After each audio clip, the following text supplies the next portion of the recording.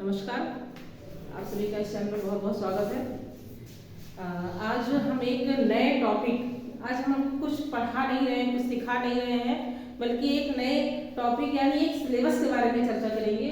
जैसे कि आप लोग देख रहे हैं कि एनटीए यूजीसी नेट यानी नेट का सिलेबस और उसके बाद देखिए प्रथम प्रश्न पत्र पाठ्यक्रम यानी यूजीसी जो नेट है, नेट का पेपर होता है जो एनटीए करवाती है, तो उसका जो सिलेबस होता है देखिए उसमें दो पेपर होते हैं, एक प्रथम प्रश्न पत्र होता है, एक दूसरा होता है।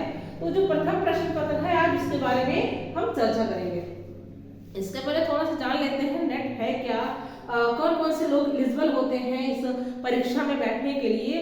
तो जैसे आप लोग पीजी करते हैं एमए, तो जो पीजी फाइनल ईयर जब आप कर चुके होते हैं, जो बच्चे पीजी कर लेते हैं वो लोग ही नेट की परीक्षा में बैठते हैं। अगर आप कर भी चुके हैं, फाइनल कर चुके हैं, या फिर आप अपियरिंग में हैं, तब भी आप इस परीक्षा में बैठ सकते हैं।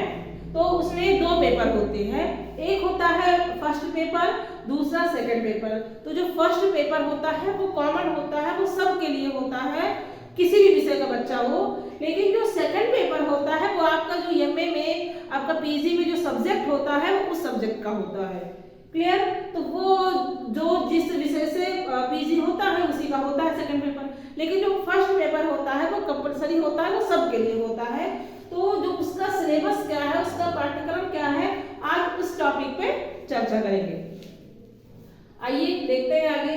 देखिए एनटीए यूजीसी नेट, आप लोग इसको जानते होंगे कि एनटीए ही यूजीसी जो नेट की परीक्षा है वो एनटीए करवाती है, नेशनल टेस्टिंग एजेंसी। और ये किससे रिलेटेड संबंध है, ये यूजीसी यानी यूनिवर्सिटी ग्रांट कमीशन से संबंधित है। तो इसका जो सिलेबस है उसके बारे में देखते हैं। तो इसमें देखिए, इसमें 10 इकाई होती है। जो फर्स्ट पेपर होता है इसमें 10 इकाई होती है, ये 1 से 10 तक है, 10 इकाई होती है। और इसमें जो क्वेश्चन है इसमें आपके 50 क्वेश्चन आते हैं। इसमें जो प्रश्न आता है आपका 50 प्रश्न होता है, और ये सब प्रश्न 2-2 नंबर के होते हैं, यानी टोटल 100 नंबर का पेपर होता है। क्वेश्चन जो होते हैं वो 50 होते हैं, यानी कहने का मतलब है यूनिट 10 है, यानी एक यूनिट से 5-5 प्रश्न पूछे जाते हैं, अर्थात टोटल 50 प्रश्न पूछे जाते हैं जो 2-2 नंबर के होते हैं, यानी टोटल 100 नंबर का पेपर होता है। चलिए देखिएगा, देखते हैं इसमें पहले फर्स्ट इकाई यानी इकाई जो पहली है, पहली इकाई में क्या है, शिक्षण अभिवृत्ति। शिक्षण अभिवृत्ति यानी टीचिंग एप्टीट्यूड से संबंधित जो प्रश्न होते हैं वो आपकी शिक्षण अभिवृत्ति में पूछे जाते हैं। टोटल कितने प्रश्न होते हैं, 5 प्रश्न होते हैं, वो यहाँ पर पूछे जाते हैं। जैसे शिक्षण क्या है, उसकी अर्थ क्या है, परिभाषाएं क्या है, क्लियर, कितने प्रकार के होते हैं, उसके उद्देश्य क्या है, तो उससे संबंधित जो क्वेश्चन होते हैं वो शिक्षण अभिवृत्ति में पूछे जाते हैं। उसके बाद आगे बढ़ते हैं, आता है दूसरी इकाई यानी इकाई सेकंड।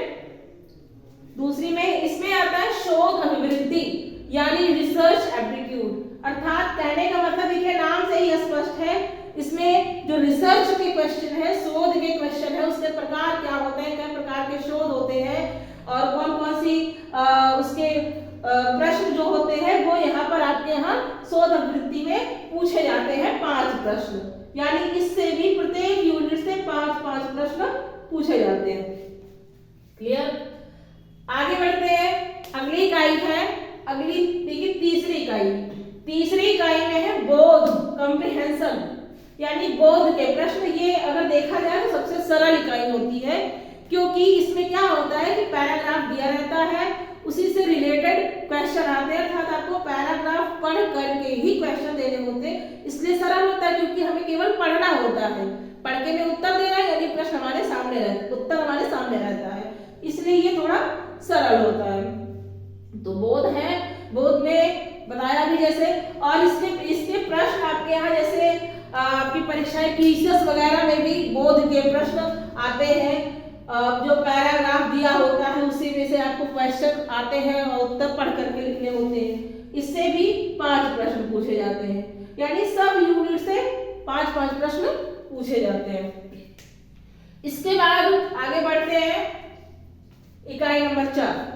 चौथी इकाई में इसमें क्या है, इसमें संप्रेषण के प्रश्न पूछे जाते हैं, यानी कम्युनिकेशन, अर्थात कहने का मतलब संप्रेषण क्या है, उसके अर्थ क्या है, परिभाषाएं क्या है, उद्देश्य क्या है, कितने प्रकार के संप्रेषण होते हैं, वो सारे क्वेश्चन यहाँ पर पूछे जाते हैं। संप्रेषण के क्वेश्चन भी आपको पीसीएस के पेपर में मिलते हैं, इसको याद रखिएगा। जो लोग पीसीएस की तैयारी कर रहे हैं और प्लस नेट की भी तैयारी कर रहे हैं तो वो उनके लिए थोड़ा आसान हो जाता है, क्योंकि जो आपका बोध है और संप्रेषण है, इन दोनों के क्वेश्चन आपके पीसीएस के पेपर में भी पूछे जाते हैं। इससे भी 5 प्रश्न आते हैं। क्लियर?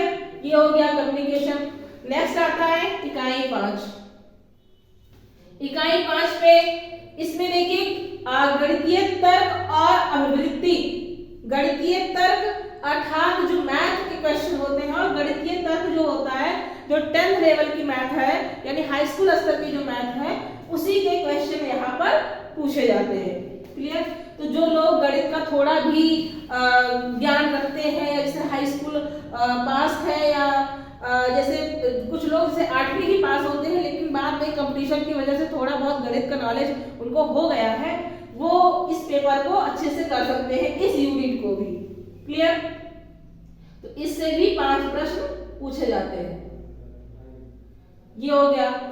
नेक्स्ट आता है युक्ति संगत तर्क, यानी लॉजिकल रीजनिंग। इकाई नंबर 6 लॉजिकल रीजनिंग।